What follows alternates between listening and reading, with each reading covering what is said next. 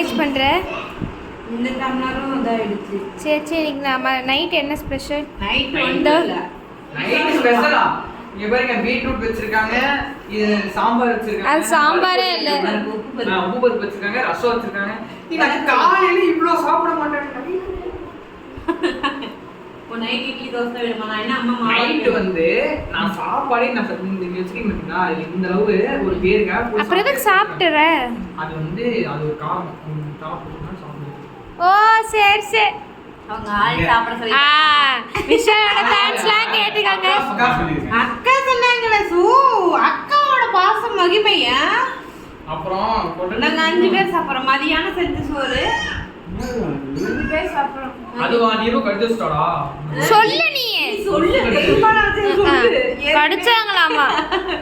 அப்படியே நான் நீ கடிக்கவே இல்ல. அது ஒரு டைம் அன்னைக்கு வச்சு ரத்தம்